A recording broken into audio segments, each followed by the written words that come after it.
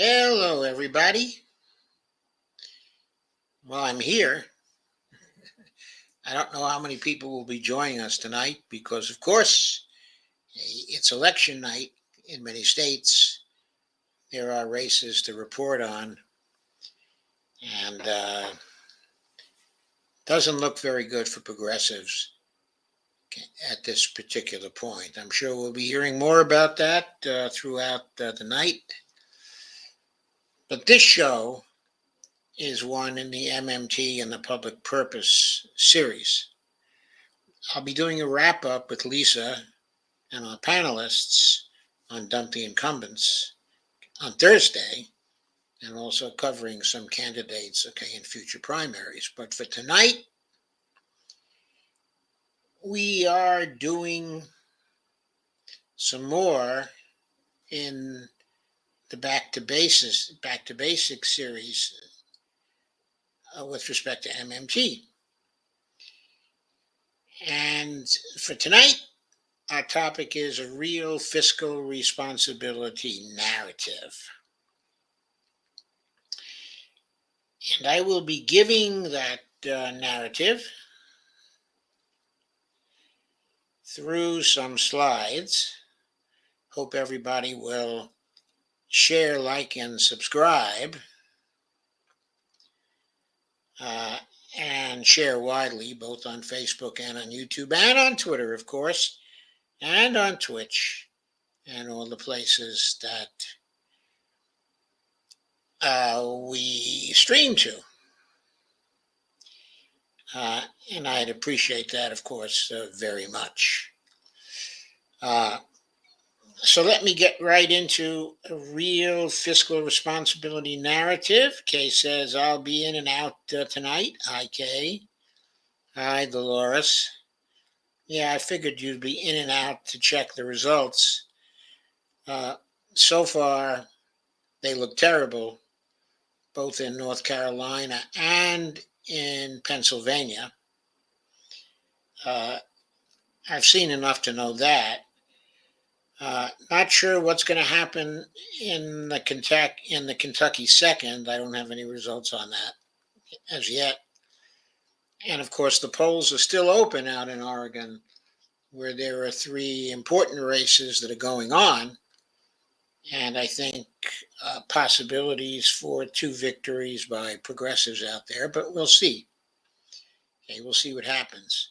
But meanwhile, let's get into a real fiscal responsibility narrative. Now, I'm doing the wrong thing here because what I want to share are some slides for you. Here it is.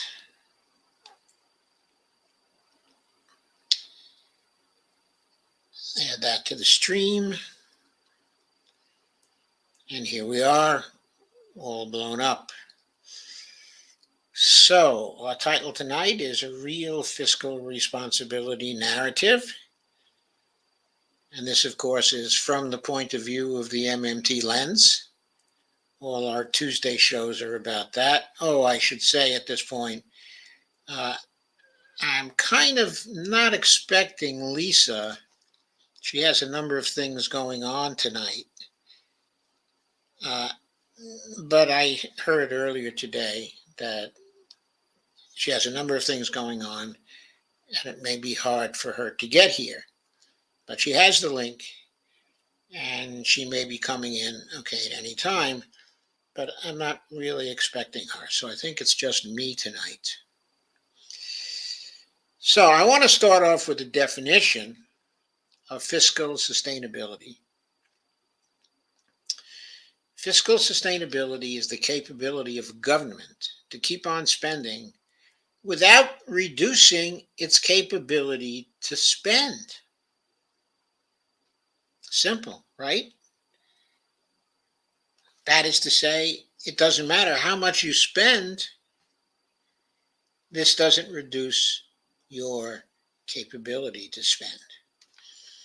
Now, for a fiat sovereign government like the United States, whose capability to issue currency in the broad sense, reserves issued by the Fed, paper currency, and coins, that's what I'm calling currency here tonight, is constitutionally unlimited, and one whose fiscal by legislation places no self-constraints on this ability. Two, has made its currency non-convertible to any other commodity or currency. Okay, in other words, people with other currencies cannot go to the Federal Reserve or cannot go to the Treasury, okay, and demand the US dollars back in return for the other currency. It doesn't even matter if that currency is gold. People can bring gold to the Treasury, and the Treasury will not convert the gold, okay, to dollars at some specified rate. They won't do it for Bitcoin. They won't do it for any other commodity, okay, or currency. If you bring some old currency to the Fed, they will issue you new currency in equal amounts, but your currency won't be convertible to any other commodity or currency. 3, fiat sovereign government has no debts in foreign currencies. Think about it. If it had debts in foreign currencies and the value of those foreign currencies increased against the dollar, then the federal government would be on the hook to pay more money back than it borrowed. So, to maintain its fiat sovereignty, it can't have any debts in foreign currencies. And 4, nations with fiat currencies have to allow the price of their own currency to float, okay, in international trading against other currencies.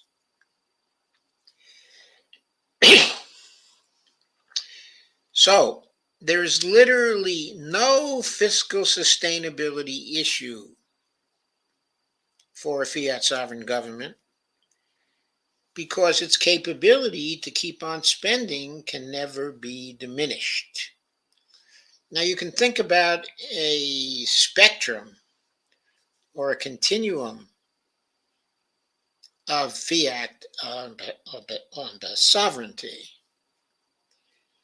And you might think that on that continuum, the United States sits, okay, at one end, and it does do so in that it can surmount any self-constraints it places on its ability to spend.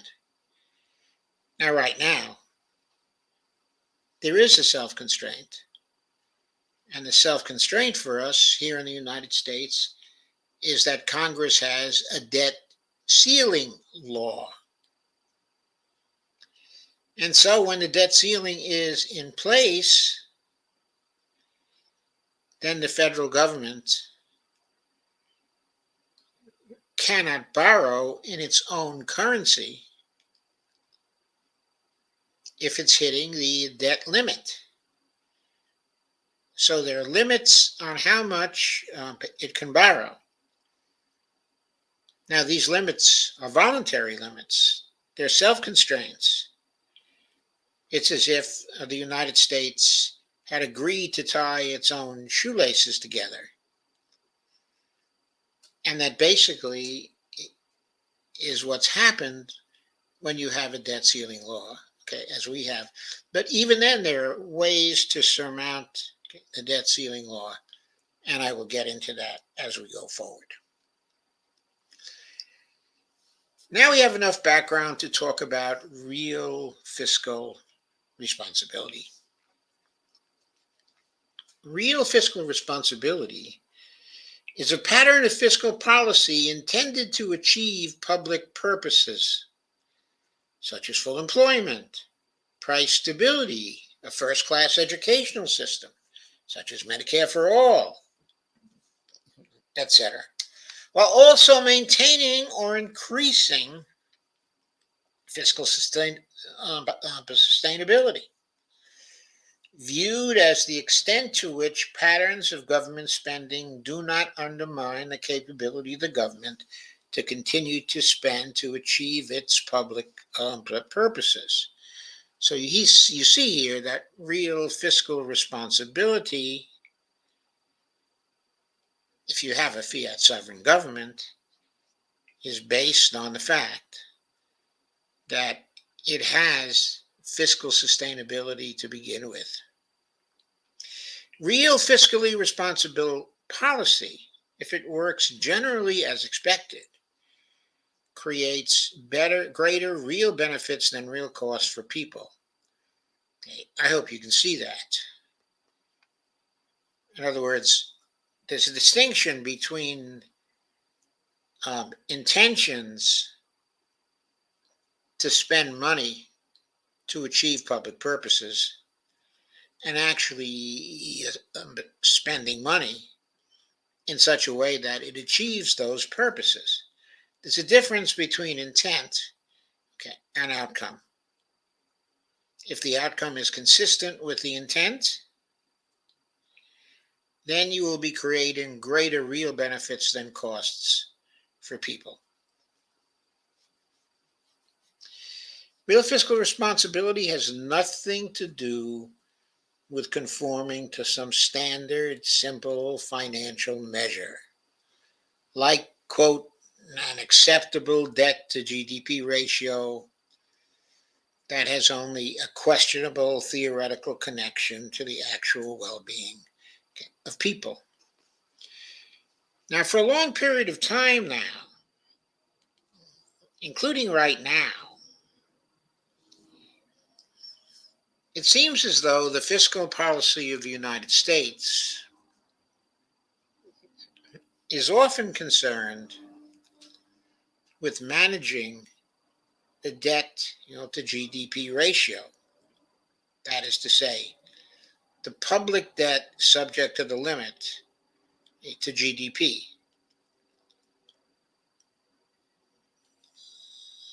The governments have often wanted to decrease the debt, to GDP ratio. During the 1970s, the debt to GDP ratio was at roughly 30%. And this sort of started to go up. Right now, the debt to GDP ratio is over 100%. You can see that even though many governments have aimed at reducing the debt, to GDP ratio, in spite of that, we've had an increase in the debt to GDP ratio of more than 3 times, even approaching 4 times. And there seems to be no connection with the capability of the United States to spend.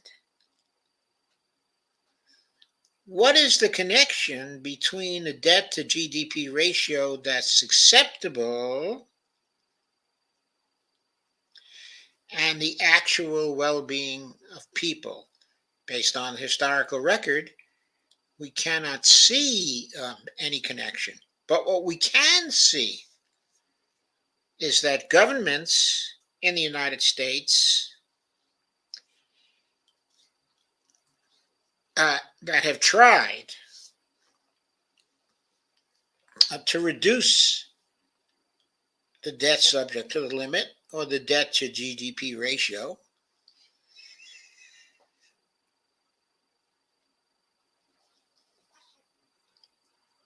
haven't actually achieved anything in terms of accomplishing greater well-being for the people of the United States. On the contrary, when they've succeeded in reducing the debt, to GDP ratio over a few successive years. It has often been the case that this success has immediately been followed with more debt issuance and with the debt to GDP ratio going even higher. That's why we're no longer at a 30%, debt to GDP ratio, but at somewhere over 100% in the debt, to GDP ratio.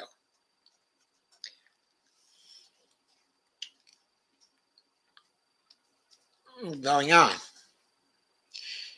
It is political, fiscal, and economic malpractice to give greater priority to that kind of abstraction, specifically the debt to GDP ratio or the size of the national debt, than to full employment, price stability, a strong social safety net, and government programs that will help us solve the many outstanding problems of our nation. Let's put an end to the domination of Washington by that kind of malpractice. Let's make a test of fiscal policy, a test of whether it really delivers full employment and price stability and a strong social safety net, and programs that get us closer to managing the climate emergency, and programs that involve cancellation of student debt, and programs that involve greatly improving our infrastructure again, programs that involve reducing unemployment so there's no real unemployment here in the United States. And let's put an end to proposals like the misguided, fiscally irresponsible policy of the current Federal Reserve. That policy of increasing the federal funds rate, the overnight interest rates, more and more in hopes of managing inflation or reducing inflation. That irresponsible policy is sure to do nothing but increase inflation until finally it crashes the economy and costs more jobs than would have been the case if it continued to minimize the federal funds rate, which, as you know, is not what Jay Powell is doing right now.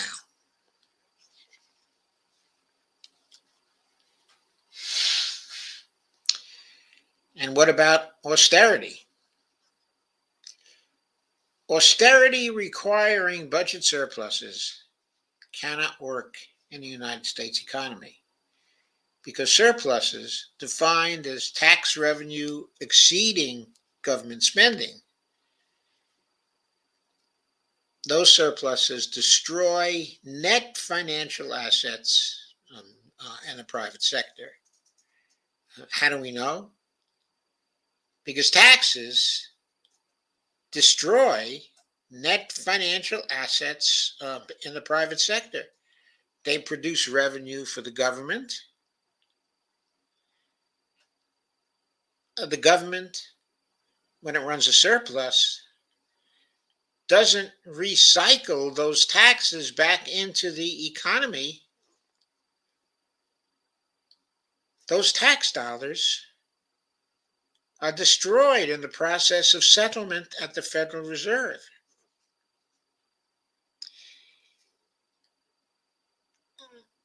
Unless these financial assets, that is the financial assets that were taxed, are replaced in the economy through revenues acquired by running a trade surplus, the continuous loss of financial assets by the private sector is unsustainable. It will eventually lead to credit bubbles, to recession, or to depression, and the return of deficit spending. That's what happened during the Clinton administration. At the end of the Clinton administration, They ran surpluses for 4 years.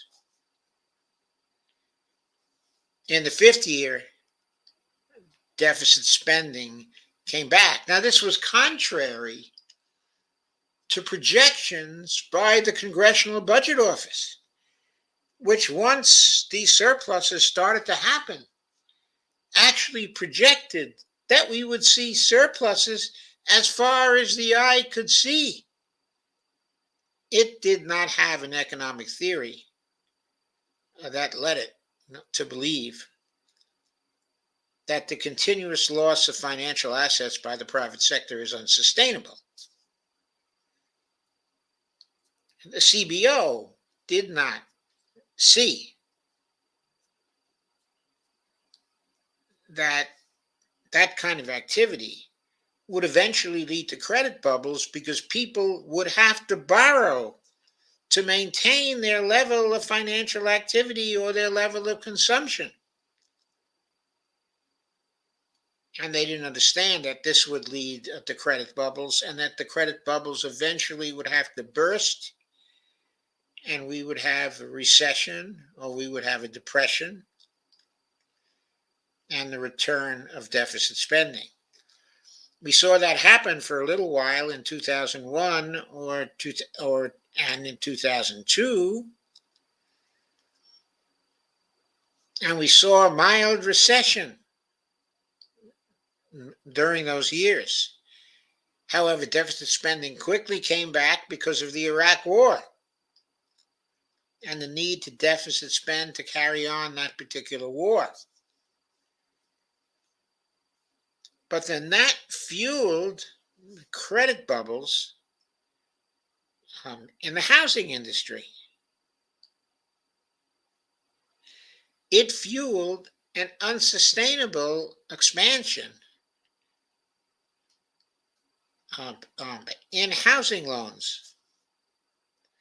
Those loans were unsustainable because they were based on unrealistic market evaluations of properties. A lot of those arose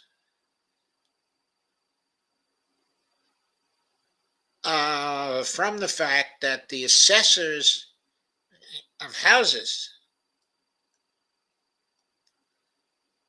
in support of loans to consumers were playing ball with the banks, not providing honest assessments. There was tremendous pressure on them to provide assessments that would lead to the banks saying yes to loans they had no business saying yes to. And you remember they put together these the CDS packages and CDO packages that tried to wash out the risk of these loans in various ways. But the risk in the real world could not be washed out. It looked like it was washed out by statistical models. But in reality, the risk was still there. And the house of cards began to collapse in 2007, leading to the great financial crash of 2007, 2008, and the long recession, or the Great Recession, as it sometimes is called.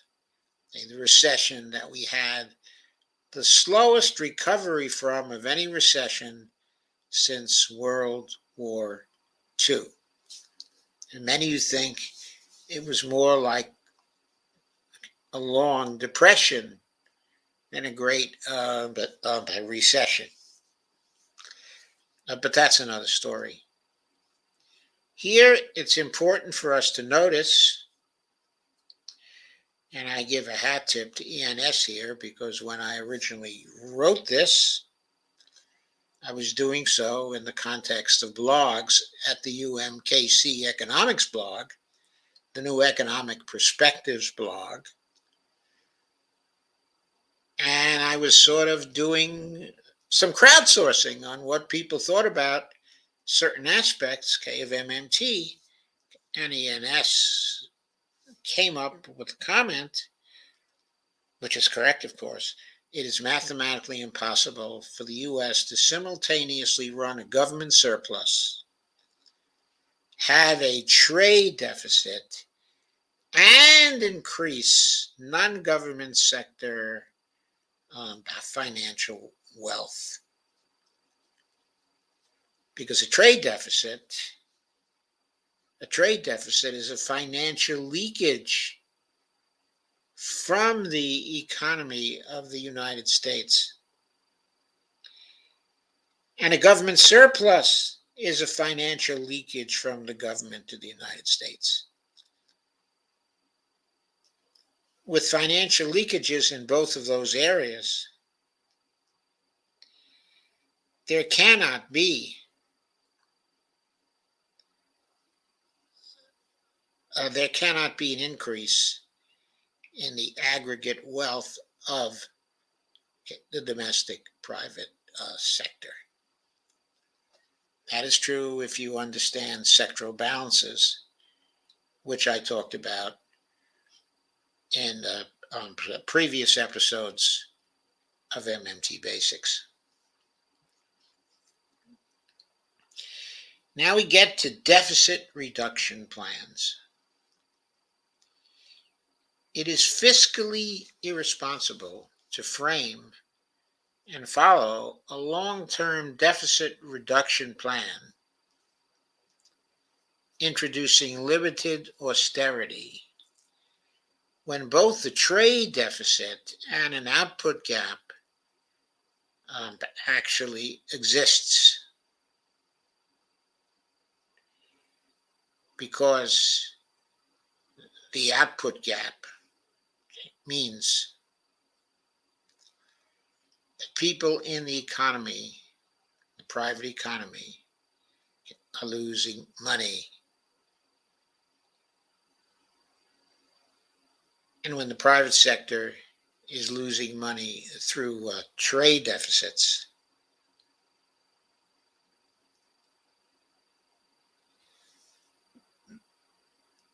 that means there's no way for the private company to be able to support a deficit reduction plan by the government. If it's going to support a deficit reduction plan, it has to have a trade deficit and an output gap that is small enough so people in the private sector are doing better and not worse. Because such a plan is one that must remove more money from the economy than would otherwise be the case every year the plan is pursued. Eventually, if pursued for long enough, a declining rate of addition to net financial assets in the private sector will exacerbate the output gap in the economy by lowering aggregate demand and causing both labor and capital to deteriorate, thus reducing the productive capacity of the economy and the government's ability to sustain greater levels of deficit spending, producing outputs of real social value without triggering inflation. In other words, if the productive capacity gets reduced over time and the government is deficit spending, it will be producing too much demand to be fulfilled by the economy's capability to produce things of real social value. And the result of that is going to be inflation. How about Social Security and Medicare? Aren't Social Security and Medicare in danger of running into insolvency, of running out of money? Social Security has no solvency or running out of money problems. The Social Security crisis is a phony one. There's no solution to this fiscal crisis. Bipartisan or partisan is needed. What is needed is a solution to the political problem of getting Social Security's funding guaranteed in perpetuity by Congress, just the way it guarantees funding for Medicare Parts B and D. Yes, Medicare Parts B and D, the legislation for those has been written in such a way that the funding is guaranteed before the year in which it must be spent. So when CBO does projections, it's always the case that the funding will be guaranteed to implement those two parts of Medicare, Parts B and Part D.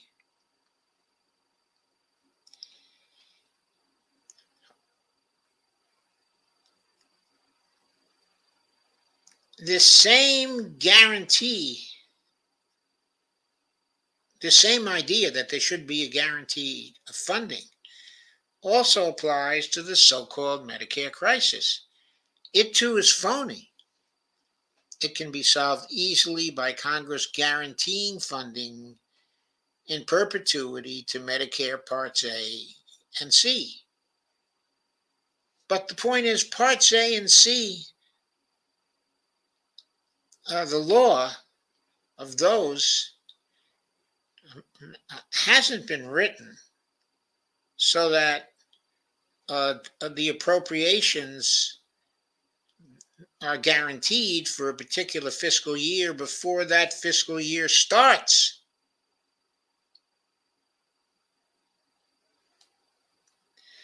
So that creates a seeming crisis, but it too is a phony crisis because it could be solved easily by Congress guaranteeing funding in perpetuity to Medicare Parts A and C, the same way it guarantees funding in perpetuity to Parts B and D.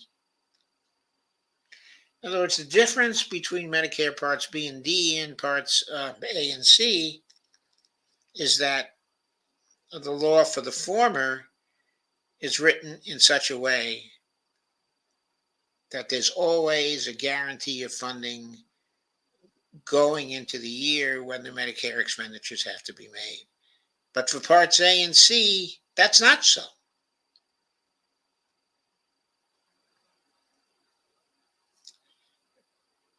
There's a trust fund for those.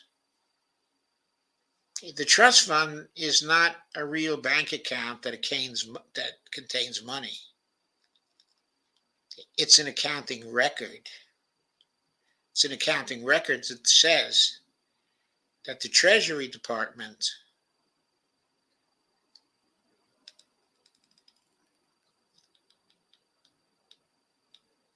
has to pay out the money for Parts A and C.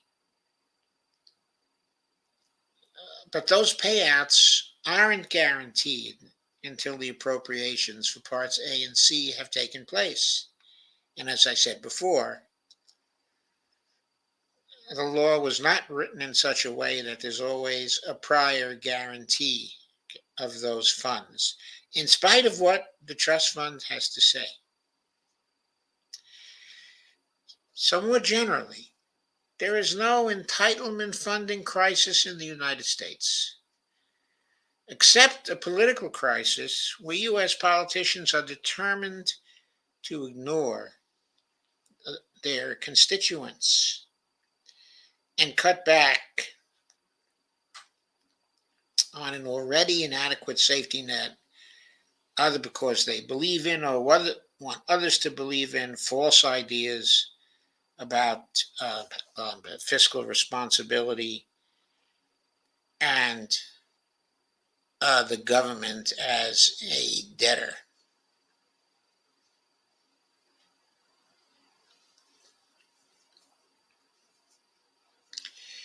Often hear the cry, we'll be like Greece, okay, or maybe Ireland. You often heard this in 2010, 2011, because Ireland at that time was in a really bad way, and Greece was too. And Greece is still in a bad way now.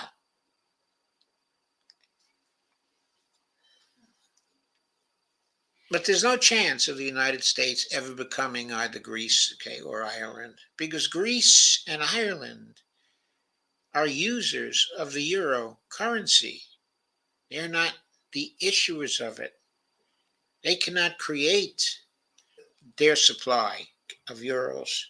So their supply is always limited.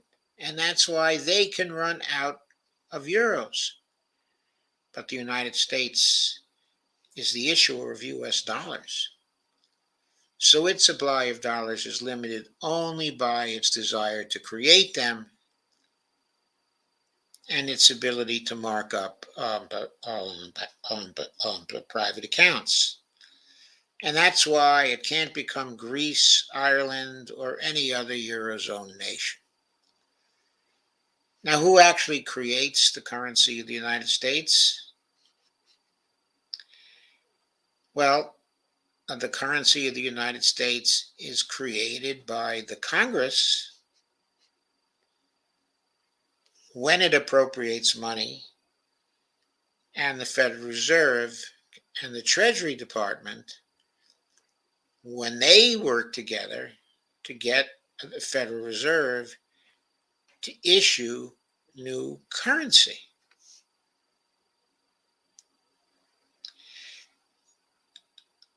The ability of the government of the United States to mark up private accounts as a currency sovereign explains why it can't become Greece or Ireland or any other Eurozone nation.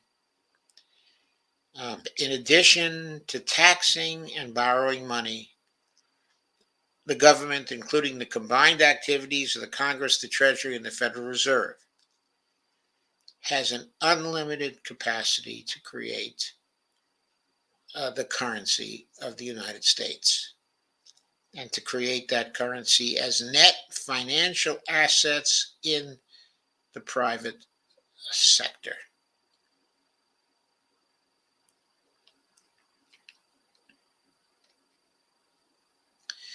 The Treasury bonds are like savings accounts.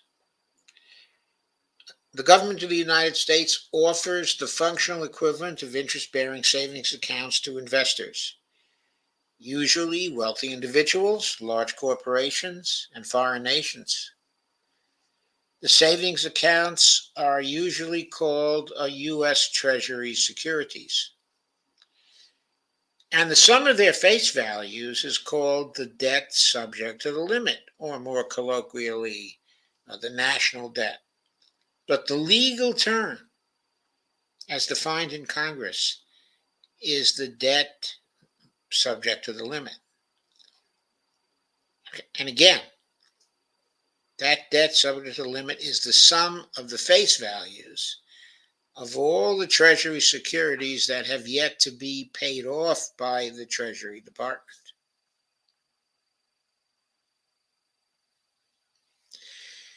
Anyway, this debt subject to the limit, okay, the national debt, is called a debt, even though it's comparable to savings accounts in banks, which are for some reason not called bank debt. When banks have saving accounts, that's supposed to be really good for the banks. Okay. And nobody ever calls attention, apparently, to the true idea that the bank debt is debt. But in U.S. politics, of course, the national debt is always spoken of this horrific debt. A hat tip here to Panagiotis Hadrianakouros for making this point to me in the context of the blog series I was doing for New Economic Perspectives some years ago. And Poti, of course, was very right about that.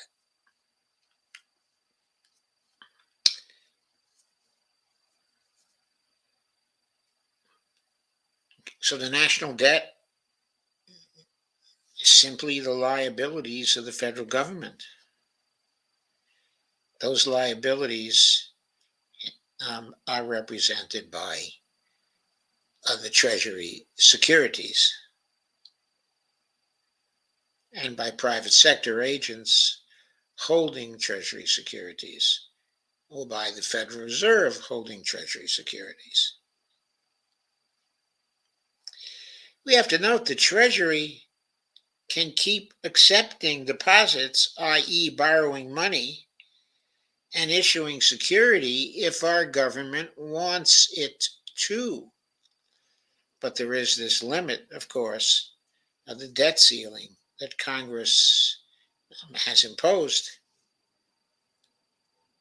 which places a limit on what can be borrowed. But of course, every time there's a crisis and we need to borrow more, somehow Congress and the executive branch come to agreements, and then the Treasury can keep on taking deposits again, keep on borrowing money and issuing securities.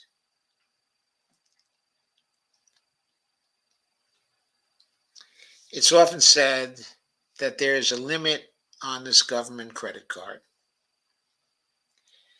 But there's no limit on this government credit card, just as there is no limit to the deposits a bank can accept. Except the one imposed arbitrarily by Congress in the form of the amount of the debt subject to the limit, otherwise known as the debt ceiling. So if the U.S. does run out of money due to a failure to raise the debt ceiling, it will clearly be the fault of the Congress for refusing to grant further authority to the Treasury to elicit and accept further deposits, also known as refusing to raise the debt limit.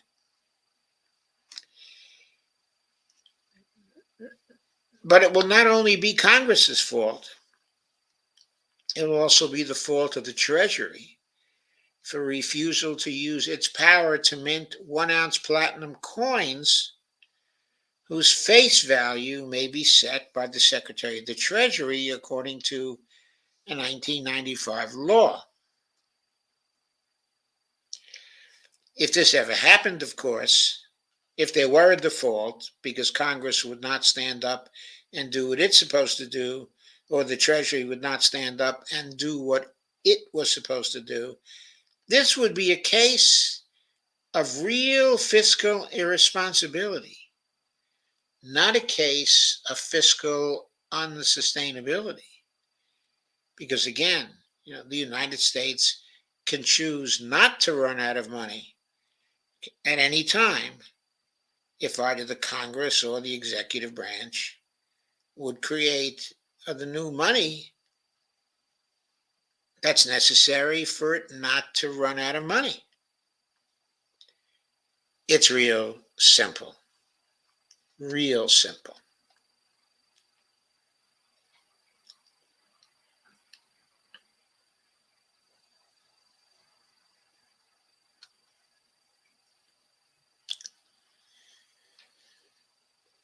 There's also no limit by foreign nations either on our credit card.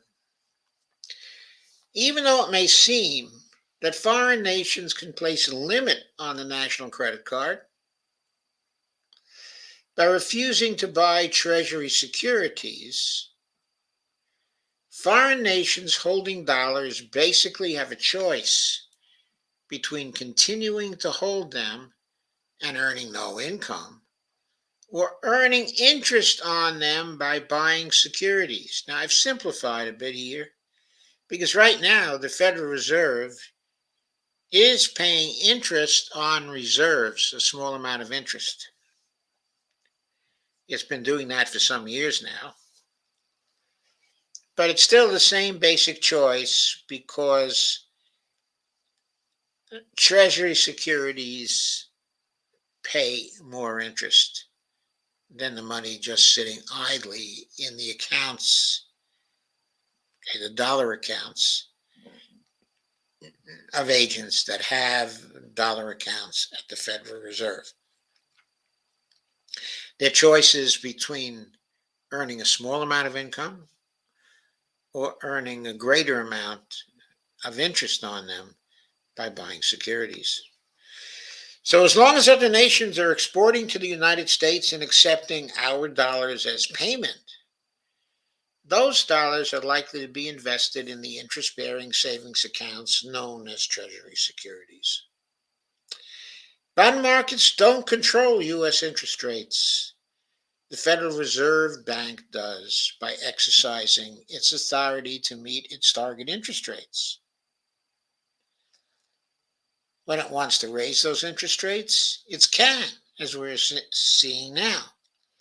When it wants to lower those interest rates, it also can. Bond vigilantes have no power against the Fed. If they fight against its interest rates targets by trying to bid them up, then they will die in the flood of reserves the Fed can unleash to drive the interest rates down to its chosen target. Some people have tried. They have tried because they thought they were the power. They have tried to fight what the Fed wants to do in monetary policy.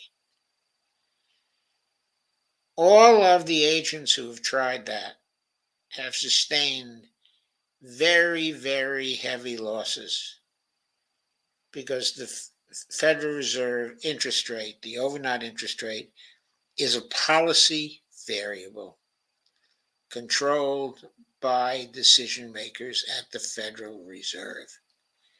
There's nothing the bond vigilantes can do about that. So, next, there's no question but that the United States must pay its debts. That is, it must pay off its debt instruments when they fall due. Why?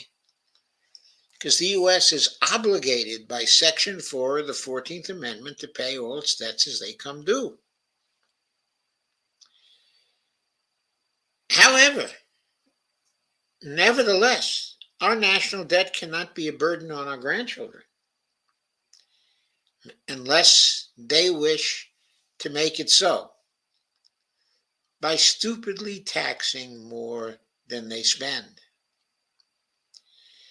This is true because assuming the debt ceiling is raised when needed or repealed, we have an unlimited credit card to incur new debt at interest rates of our choosing.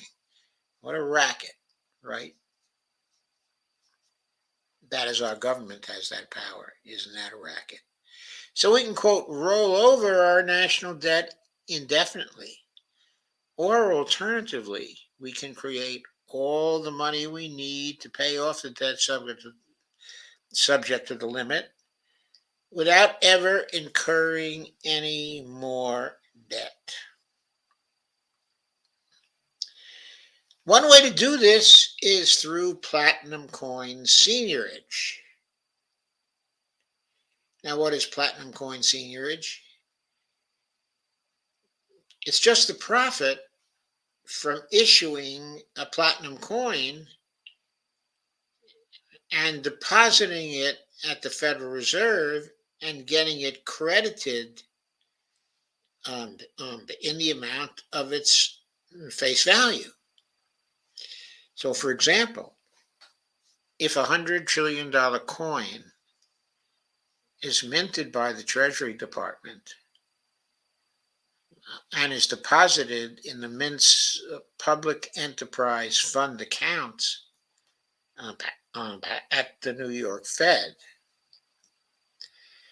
then the Fed has to credit that coin in the amount of $100 trillion. But that coin only cost, let's say, $3,500 to produce and to take up to the New York Fed in order to deposit it there. Once deposited, the Federal Reserve Bank credits it with $100 trillion in reserves. The seigniorage is the difference between $100 trillion and the $3,500. It's the profit that the mint makes by minting a coin and then selling it, which it does through depositing it in its own account at the Federal Reserve. So that's one way to create money. The second way is through Congress ordering the Fed to use its ability to create money out of thin air, to add reserves to the Treasury spending account equal to the amount of its appropriations, Congress's appropriations, plus the amount of principal plus interest on federal debt falling due over the period of the appropriation.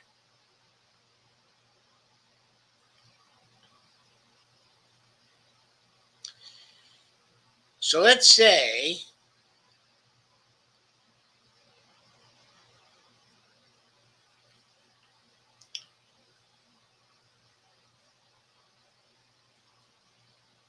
that Congress gave Treasury a $600 billion appropriation to a $6 trillion appropriation to spend in 2023. And it also is the case that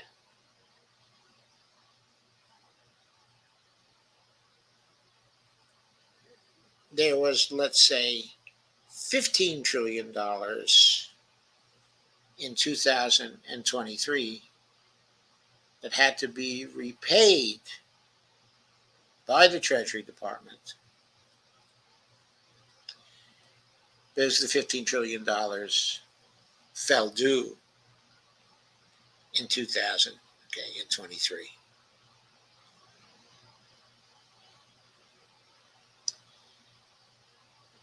Then, once the appropriation was issued by Congress, the $15 trillion and the $6 trillion would have to be added to the reserves of the Treasury spending account. $21 trillion would have to be added in this example.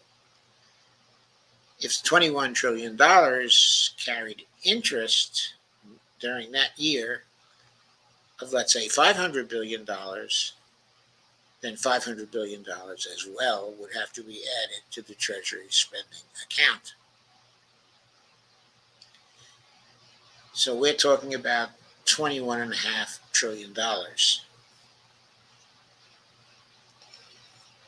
that would be added to the Treasury spending account so the Treasury could spend the appropriation of Congress without issuing any more debt.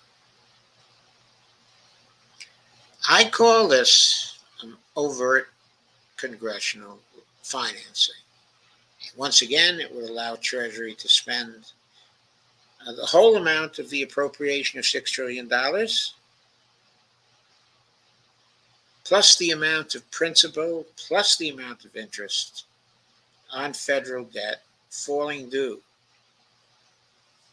during fiscal year 2023, for example. Wow, if we did that, then at the end of 2023, our national debt wouldn't be 30 trillion anymore. It would be down to $15 trillion. Imagine that.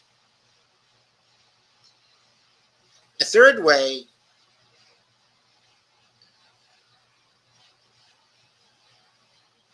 to create the money we need to spend appropriations is through reorganizing the Fed so that it's now within Treasury, and then having Treasury order the Fed to create all the reserves necessary to spend appropriations and pay back the debt.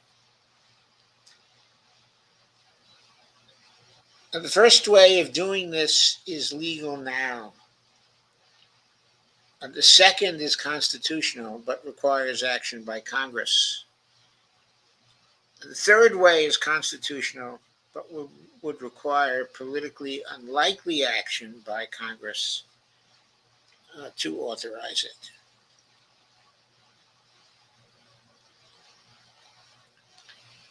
Here is the language creating overt congressional financing. It has never been used before in any money bill, any appropriations bill, or continuing resolution bill. All you'd have to do is write such a bill and then add these two sentences to activate overt congressional financing. Upon passage of the appropriations bill, the Federal Reserve is directed to fill the Treasury spending account at the New York Federal Reserve with the addition to its reserve balance necessary to spend this appropriation. That's the $6 trillion in the example I gave. In addition, the Federal Reserve is directed to fill the Treasury spending account with the additions to the Treasury reserve balances necessary to repay all outstanding debt instruments, including principal and interest, as they fall due for the fiscal year of this appropriation. If you look at the daily Treasury statement at the end of fiscal year 2022, well, I should say at the end of fiscal year 2021, because we're not at the end of 2022 yet, you will find that something like $75 trillion in debt repayments were made during that fiscal year. And you're bound to ask, if you think about this, well, the debt subject to the limit of the United States is only something like 30.5 trillion. So how is it that we could have paid back 75 trillion? It's far more than the limit. Well, the answer to that is we have a lot of short-term debt. 3-month debt, 6-month debt, 9-month debt. That's getting paid back. But getting paid back within a year.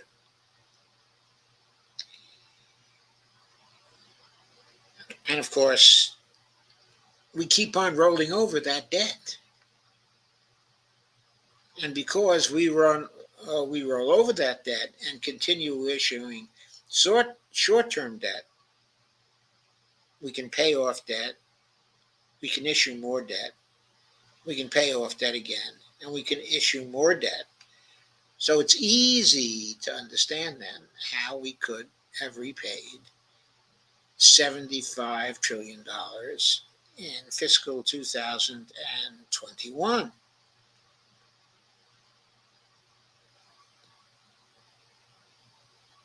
However, that doesn't mean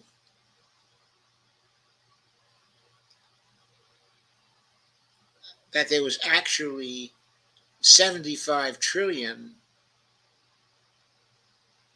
to pay if we did not issue any more debt. I haven't checked the figure exactly. We can know it exactly. But I'm estimating it at roughly 15 of the $30.5 trillion we have outstanding in national debt is this short-term debt. So that's why I estimated that there might be $15 trillion to repay. That's how I came up, with that estimate.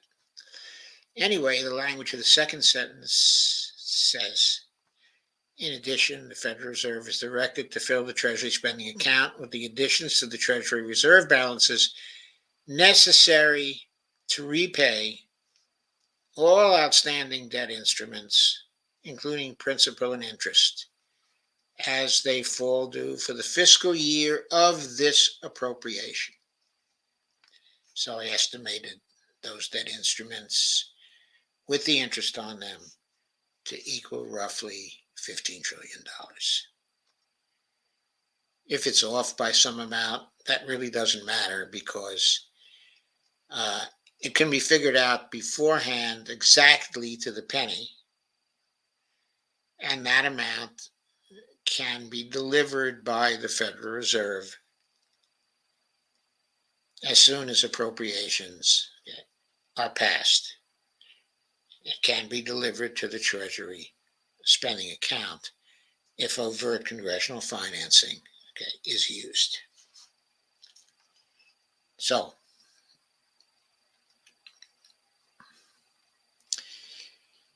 when you consider all this, it's not about deficits. It's about public purpose. A fiscal policy that measures its success or failure in reducing deficits rather than by its impacts on public purpose is fiscally irresponsible and politically unsustainable. That's because the deficit is a meaningless measure from the viewpoint of government solvency. Because the U.S. government, as I've said before, has no limits on its authority to create, spend money other than self-imposed limits. So neither the level of the national debt nor the debt to GDP ratio can affect the government's capacity to spend congressional appropriations at all. Also, a deficit debt-oriented fiscal policy ignores real outcomes relating to employment, price stability, economic growth, environmental impact, crime rates, civil strife, and violence, etc., which actually can affect fiscal sustainability by strengthening or weakening the underlying economy, and with it, could affect the legitimacy of the government and its fiat currency. In short, responsible fiscal policy is not about its impact on government debt. It's about its impact on people. And to add to this, it's also true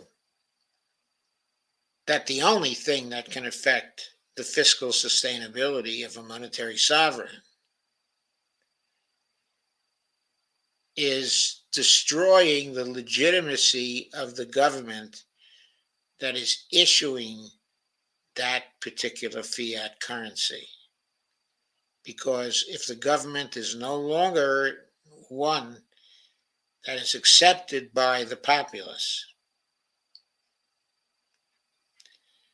then the value of the currency can be destroyed, and the unlimited capacity of the government to create its currency would no longer count for anything. In the end, it's about maintaining the authority of the government, of the sovereignty of the government. That's the necessary condition in order to maintain the sovereignty of the currency. In short, government fiscal policy is not about its impact on government debt. It's about its impact on people.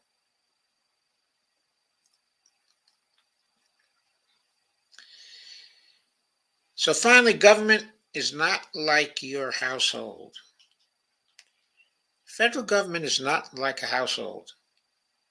Households can't make their own currency and require that people use that currency to pay taxes. So their supply of dollars is always limited. While the government's supply is a matter of its decisions alone. However large the federal debt becomes, it cannot be a crushing burden on our government, because federal spending is virtually costless to the government if the government wants it to be. Current claims that we have a fiscal crisis must debate the debt, must fix the debt, and must immediately embark on a long-term deficit reduction program to bring the debt to GDP ratio under control. All misconceive the fiscal situation, smack of a campaign to create public hysteria. They're based on the idea that fiscal responsibility is about developing a plan to bring the debt to GDP ratio, quote, under control, unquote, when it is really about using government spending to achieve outputs that fulfill public purpose, quote unquote. There is no fiscal crisis that will require, quote, a grand bargain of the kind Obama was trying to create with the Republicans in 2012 and 2013, including cuts to popular discretionary spending and entitlement programs. That sort of thing is a phony crisis. The only real crises are one of a failing, stagnant economy with growing economic inequality, in which only the needs of the few are served while the needs of the many are ignored, and also one of lack of political desire or will to solve these real problems. MMT policies can help to bring an end to the first economic crisis, but not if the progressives and others continue to believe in false ideas about fiscal sustainability and responsibility and the similarity of their government to a household. So that ends my fiscal responsibility narrative.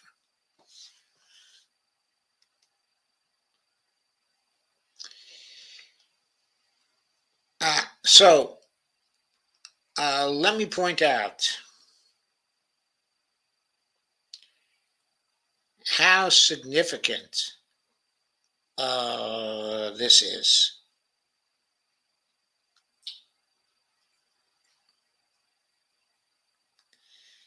How significant this particular narrative is. Since the presidency of Jerry Ford, but this really took wings in Jimmy Carter's presidency. Both Republicans, and Democrats, even more so Democrats, have been bleating, bleating, B-L-E-A-T-I-N-G,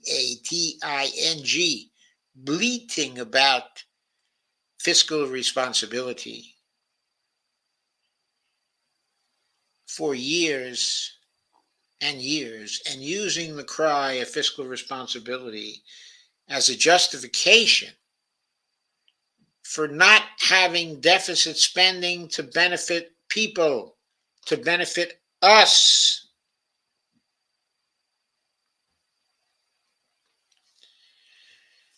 So,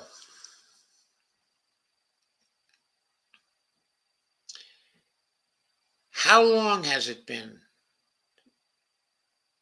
since Jimmy Carter took over the presidency? Let's just date it from Jimmy Carter's time.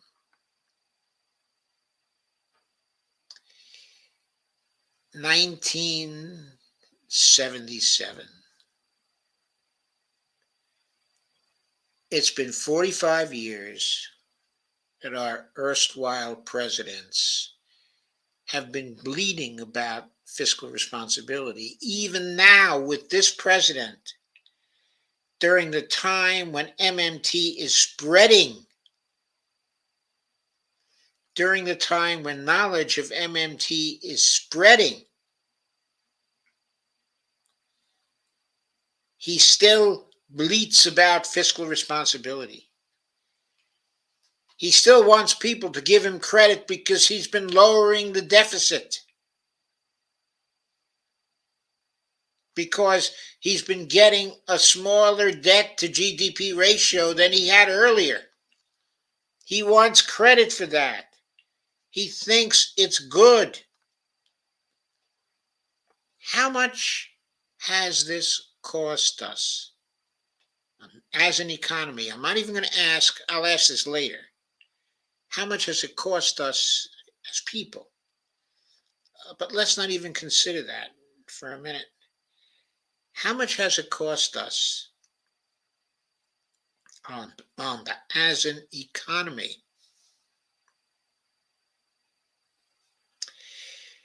Well, Bill Mitchell did some calculations. One of the MMT fathers, Bill Mitchell, one of the three people I call the MMT fathers: Warren Mosler, Randy Ray, and Bill Mitchell.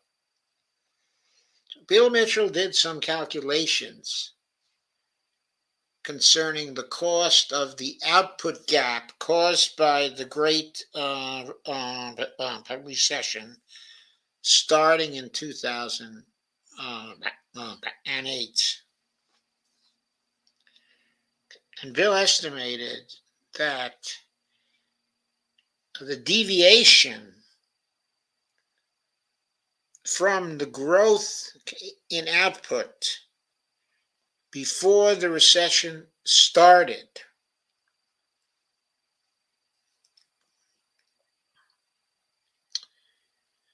that deviation was an underachievement of GDP by $9 billion a day.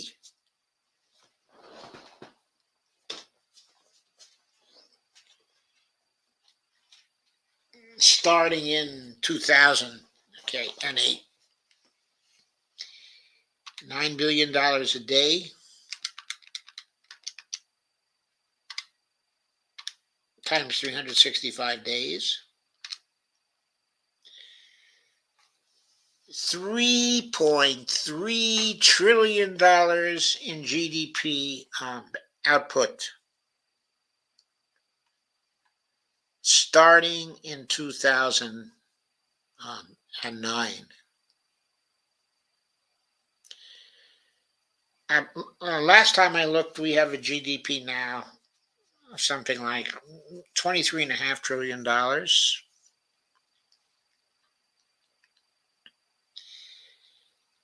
These are off the top of my head, estimates. They're not correct.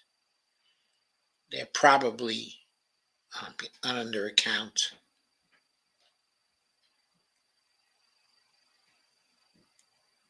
But if we take $3.3 trillion over 11 years,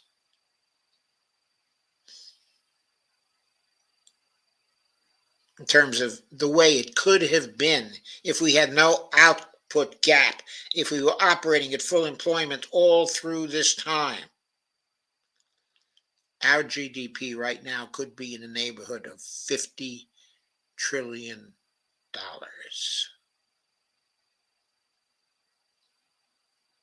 Whereas we are rollicking along right now at $23.5 trillion.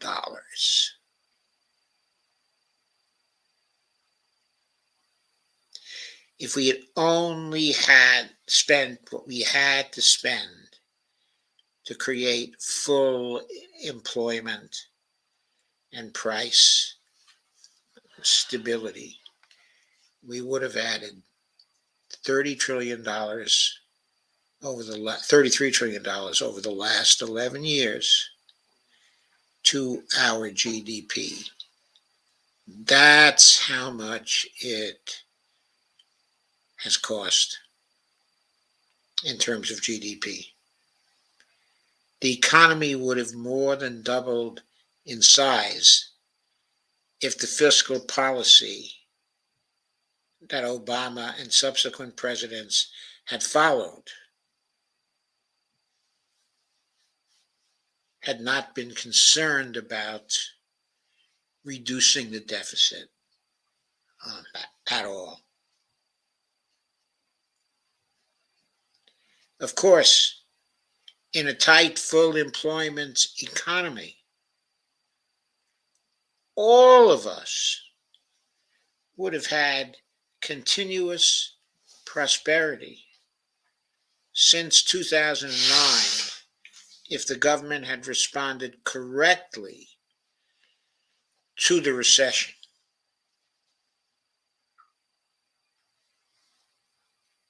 God knows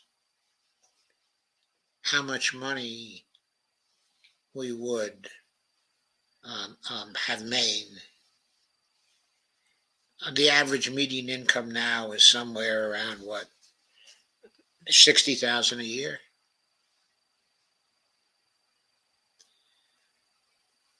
Under the conditions I've talked about, our median income right now could very well be in the neighborhood of $120,000 a year if the right fiscal policies had been followed.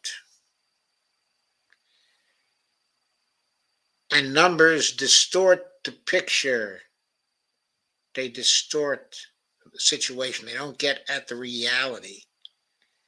If we'd been spending on the right things, like the climate emergency, starting in 2009. I mean, remember when Obama took over?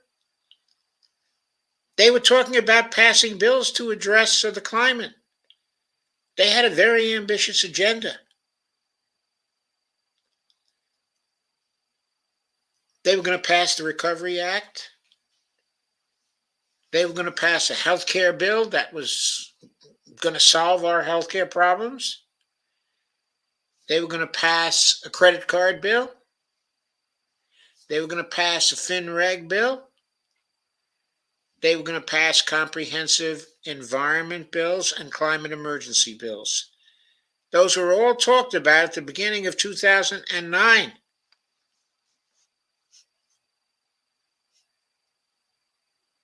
Obama tried to hold down the Recovery Act to less than $1 trillion. Why?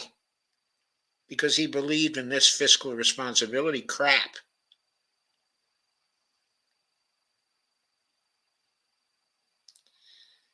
So he damaged the economy by having an inadequate recovery bill.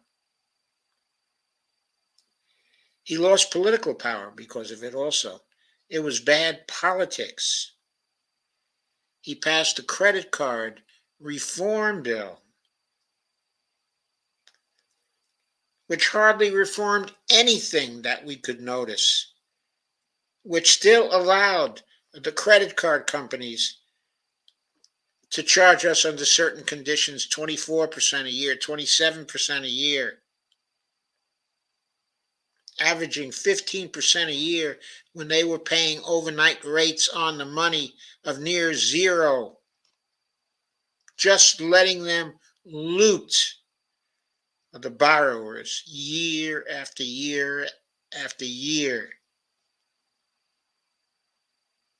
Part of his faux fiscal responsibility program, wasn't it?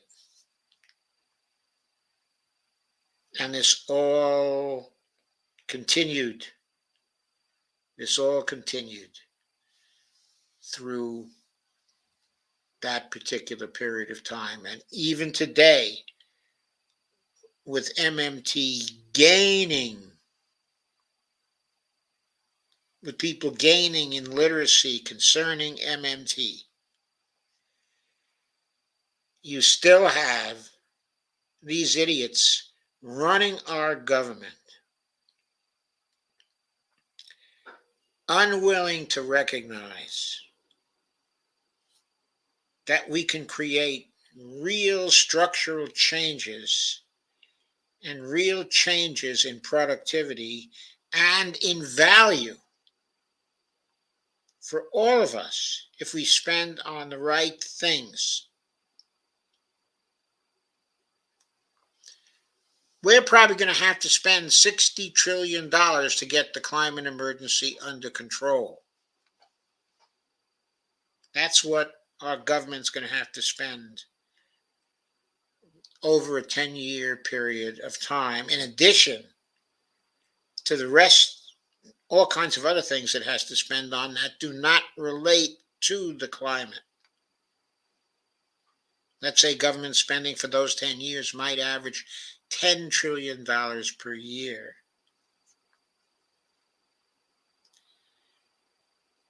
We would have full employment that was very, very, very tight. Extremely prosperous times. Much greater equality than we have now. But no, we still can't get people to fully accept the fiscal responsibility narrative, okay, of MMT. And that is a very big failure that we that is a very big failure that we can't seem to recover from. We can't seem to teach people MMT fast enough so that the economy works for all of us and so that the climate emergency is overcome. So let me get into the comments at this point.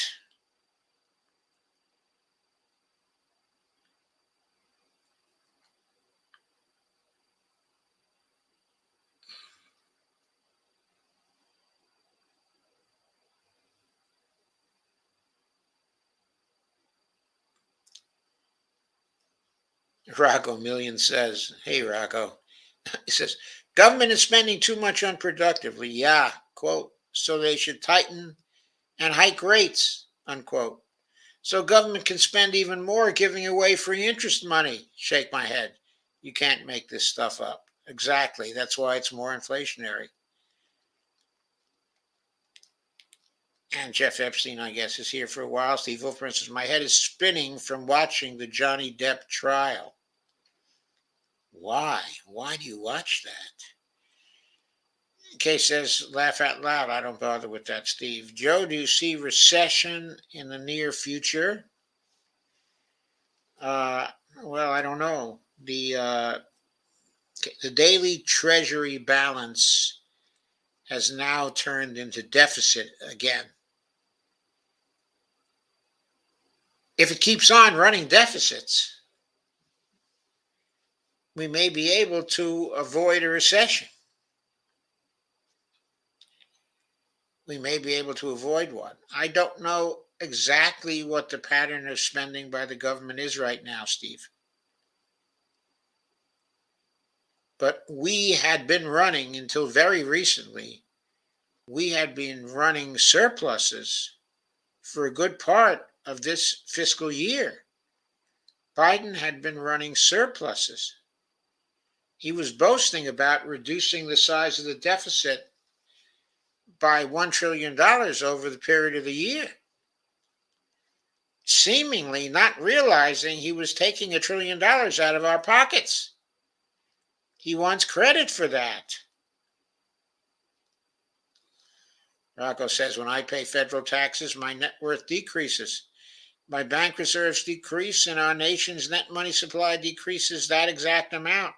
So those dollars no longer exist in circulation. They only exist as an accounting identity in a spreadsheet or ledger. So federal taxation is the death of the dollar. When government uses fiscal policy to spend, like when it pays me my Social Security and veterans benefits every month, first of all, both pay. Kay says, I do, Steve. Housing bubble going to burst. Yeah, the housing bubble may burst. I agree. I think there is something of a bubble. I think that it may burst because the Fed is not only raising interest rates, it's taking measures to tighten credit too. Because they think that the cause of the inflation is too much demand in the economy. But that's not the cause of the inflation. The major causes of inflation are price gouging and disturbances in the supply chain. And raising the interest rates and making people unemployed aren't going to take care of those problems causing inflation anytime soon. Jeff Denton says, I did it, just took a few minutes, but it's weird. They would let me comment while they were shuttering the broadcast. Steve opens says, personally, I'm saving so much as I can, as times are very uncertain and turbulent. Yes, they are, Steve. And Kay says, I have my cash in the can here. Steve Wolfbrand says, I have some cans too, Kay, laugh out loud. Kay Ryan says, there you go, Steve, laugh out loud. Jeff Denton says, the government has borrowed from Social Security, and a hell of a lot of people don't reach the age of 65, so people pay into Medicare and Social Security and don't even live to receive the benefits. Jeff, the government hasn't borrowed from Social Security because the Social Security taxes, FICA, those taxes were destroyed in the process of settlement. Social Security doesn't have a bank account. The money we paid into Social Security did not go into Social Security's bank account. No real borrowing took place.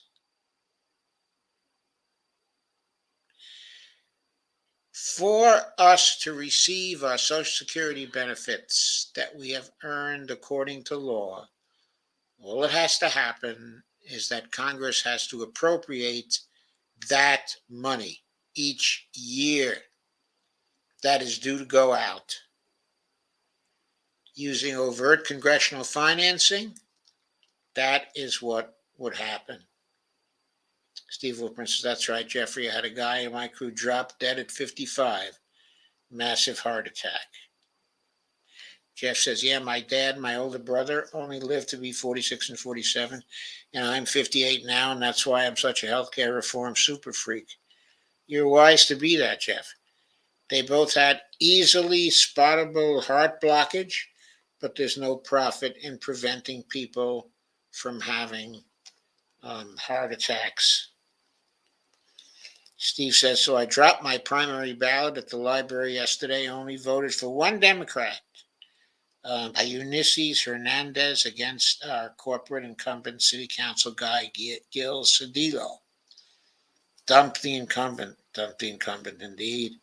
I think we all are, Jeff, for many reasons. The rest were Green Party candidates. Jeffrey, life expectancy here is actually going down. I know. the only modern country where it's going down. Why? Because it's the only country totally dominated by the neoliberals. Joe, doesn't China own a lot of our treasury bonds yet? Something like 1.5 trillion, 1.9 trillion. It doesn't matter, Steve. All that's happened is China is due repayment of those treasury bonds when they fall due and not before. And the government can always issue the currency necessary to repay those bonds. In fact, it's bound by the Fourth Amendment to repay those bonds. So China is guaranteed to get that 1.9 trillion or so back. Not sure I've got that figure entirely right, but it doesn't matter whether it's 1.5 trillion or 1.9 trillion. They're due over a period of time, and they will be paid when they fall due. The government of the United States is not going to default unless, of course, it's in a war with China. But there's no need to get into a war with China to avoid paying them back, because we can pay them back by just creating the money. Steve says, dump the incumbents, go. And Steve says, please see this 6-minute video. Steve says, it's the third way to make money, counterfeit it. Yeah, but they got some pretty good ways of stopping that right now. Kay says, no, Lisa again. She must be watching local elections in Pennsylvania. She had a lot of family stuff to do tonight, but I expect that she is watching some local elections in Pennsylvania. Maybe she'll come in soon and tell us what's happening. The Fed invents money when it suits them, Steve. Ghostat says, good vibes. Lana says, how does the Fed create money? I thought Congress created the money. You all might have heard something I didn't hear. Congress appropriates the money, the reserves that go into the Treasury spending account, the new reserves that go into the Treasury spending account come from the Fed. They are supplied by the Fed. The Fed supplies them based on various things that happen and based on, its business rules. I'm trying to get the Fed, we're trying to get the Congress to tell the Fed to add some business rules. That is, when an appropriation is made by the Congress, directly create the reserves in the Treasury spending account that are needed to spend that appropriation, rather than waiting around for the Fed to respond to tax deposits, to proceeds from bond sales, to sales of government property, and other things that might be done to get the Fed to follow business rules that actually require it to place money, new money, into the Treasury spending account. That's how the money happens. That's how the money is actually created.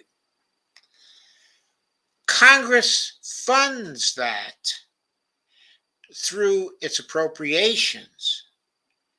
Congress funds the new money.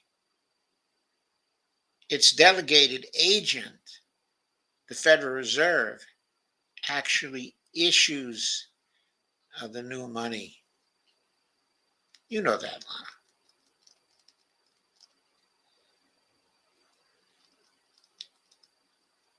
And Ghostart says, MMT Guru.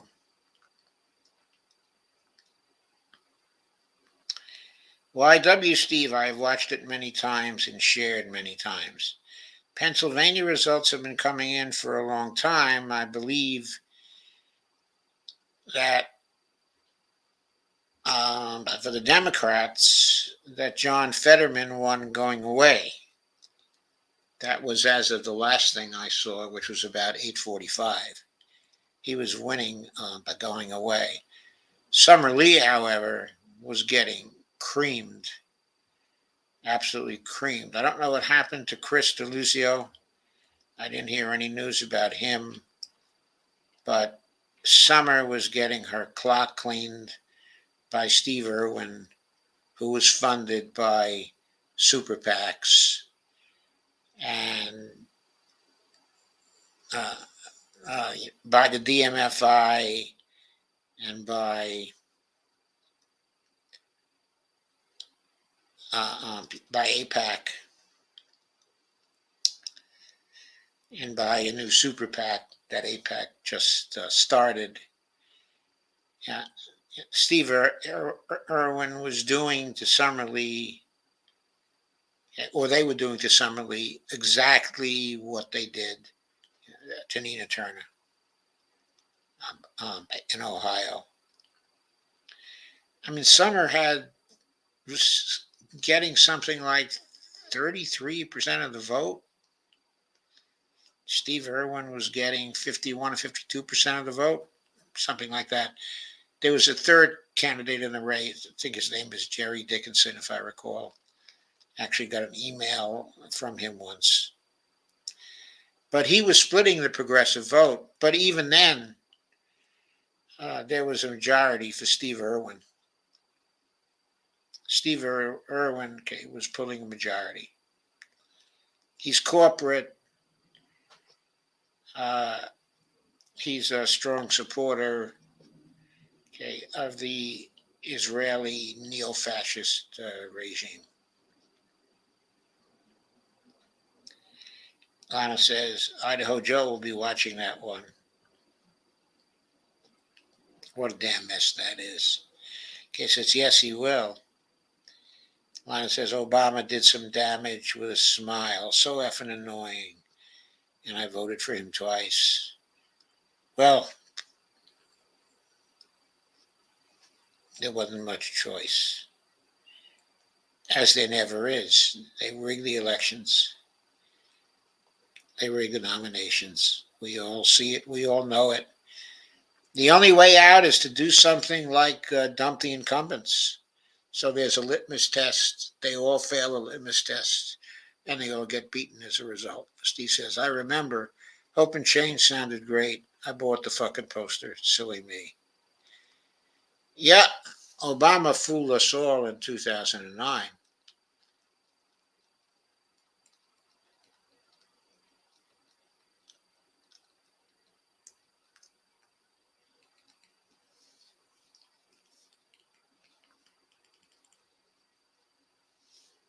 Yeah, Summer Lee is in either the Pennsylvania 12th or the Pennsylvania 17th.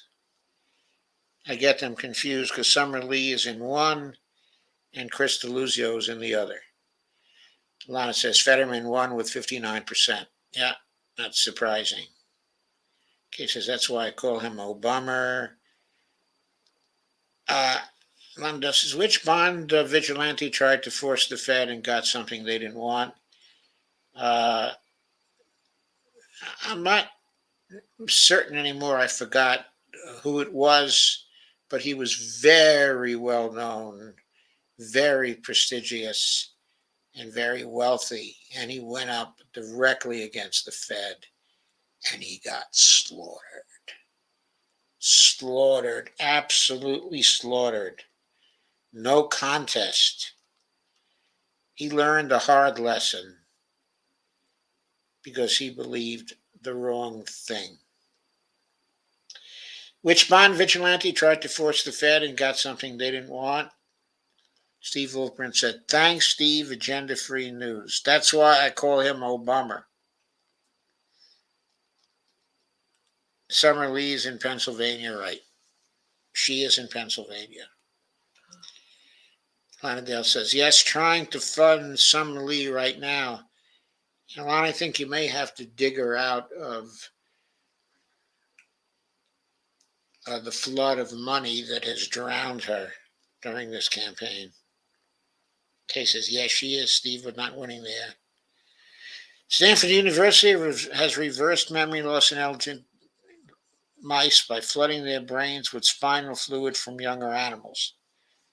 That explains domestic supply of infants, Steve. Cawthorn conceded in North Carolina. That's fine because Cawthorn is so terrible, but last I looked, the establishment candidate was slaughtering Erica Smith, who was a wonderful progressive candidate who was running there. Okay, and also Nydia. Okay, I think it's Nida Alam was running in her district as well, and she was getting something like 35% of the vote, and her opponent was getting something close to 50%. She was way, way, way behind, though not as far behind as Erica Smith was. Those two were supposed to have a chance, and it looked like that they were getting slaughtered by the money.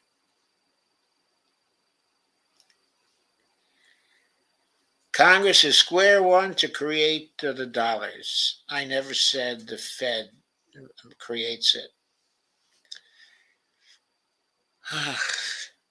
I think you should better say that Congress funds the spending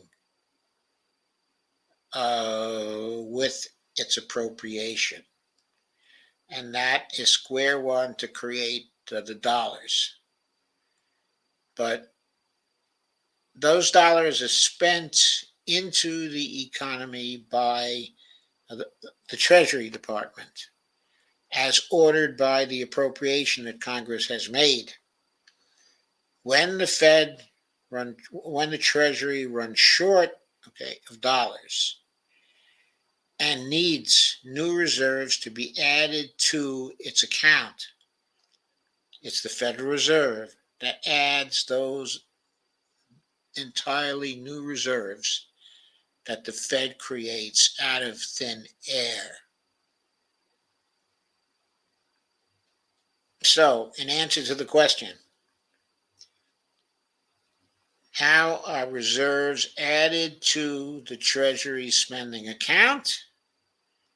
The answer is they are added by the Federal Reserve creating those new reserves in the Treasury spending account. That is the correct answer. MMTers often gloss over that answer. They gloss. They don't give you the detail.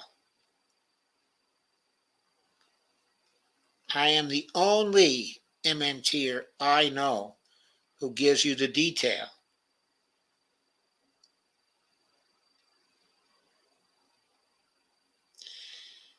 Kostat says, Ron DeSantos just signed a bill making it illegal to peacefully protest in residential areas. That bill is unconstitutional. I think even for this court, that is a bridge too far. But I wouldn't put anything past this court. I mean, it is plainly reading the Constitution in the wrong way. This court has to be packed, and following the packing, which of course is going to require big majorities in Congress, we need to proceed with impeachment of these justices because they lied in their confirmation hearings. The only one who might not have lied is Roberts. Is that why Mike Norman says don't fight the Fed? Yes, exactly why he says don't fight the Fed. Jeffrey, you probably want to keep an eye on those arteries with that family history. Take red yeast rice and anti-inflammatories like turmeric. Yes, I use a lot of turmeric, Jeff. My heart was checked out about 5 weeks ago, 6 weeks ago. My heart's in tip-top shape. I use a lot of turmeric during the day. And get regular checkups, Jeffrey. Yes. Kay says, okay, guys, I'm going to bed soon. Thank you for a great discussion. I love you all. We love you, Kay. And we have here Steve. I think if you stay on public property like sidewalks, you can protest. But wherever you want. No, not in Florida. They're going to arrest you. They're going to arrest you in Florida because they passed that law. And then you're going to have to contest it in court.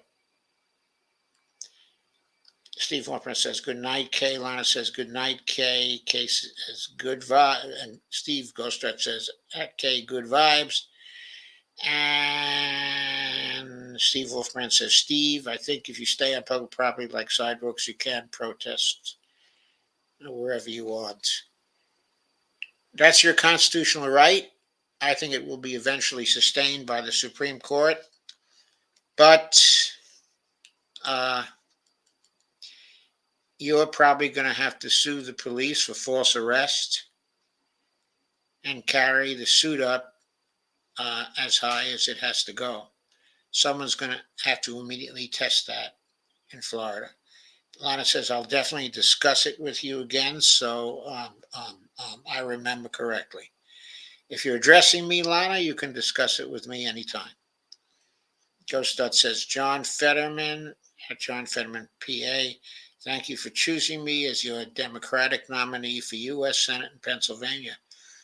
That might be a very tough race because he might be facing Dr. Oz, Amendment Oz. And he also might be facing, what's her name? I forget her name. She's a refugee from Fox News, but she's evidently been very impressive, making big recent gains, against Oz. And though Oz is still a little bit ahead, she has been closing fast.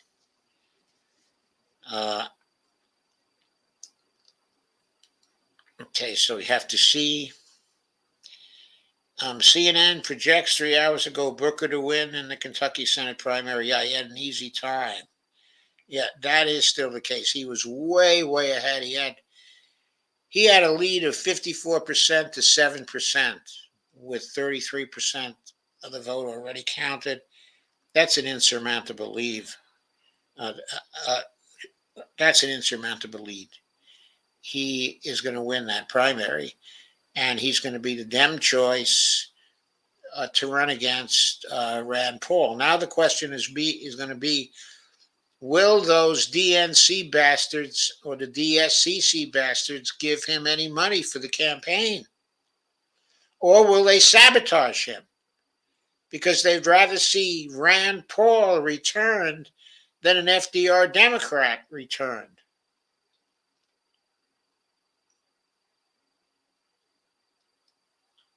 Oh, Lana says Steve Irwin 40,859 and Summer Lee 40,529 so far. Well, that's great. From the early results I saw, it looked like Summer had no chance. I'm glad to know that I'm wrong.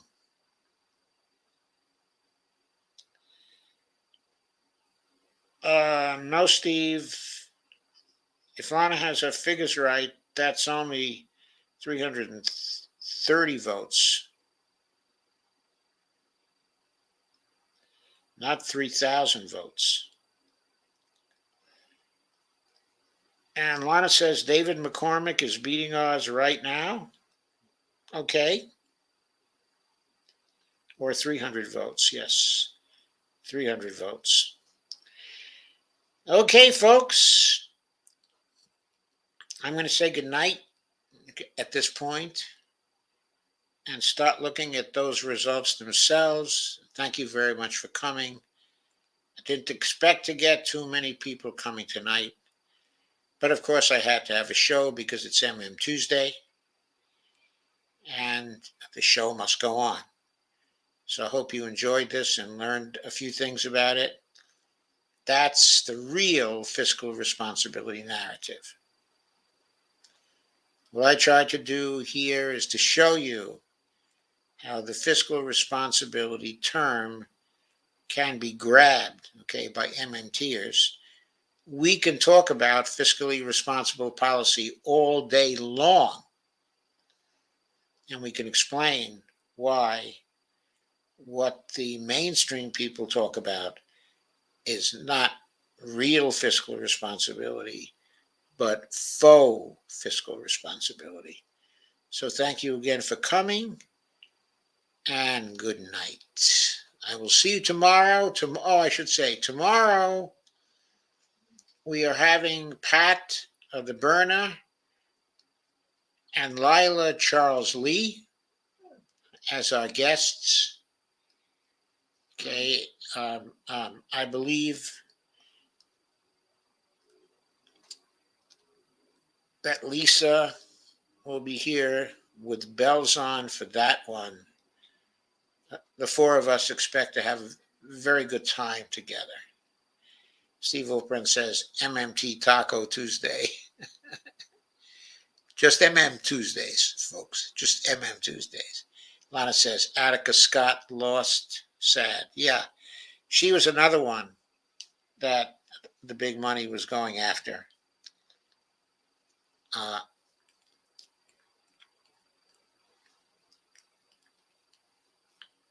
Sabby Sabs will host Whole Washington this week. Well, that's good. I'm glad Sabby Sabs will host Whole Washington this week. That's really good for Whole Washington. It's really good for Sabby Sabs. Good night, everybody.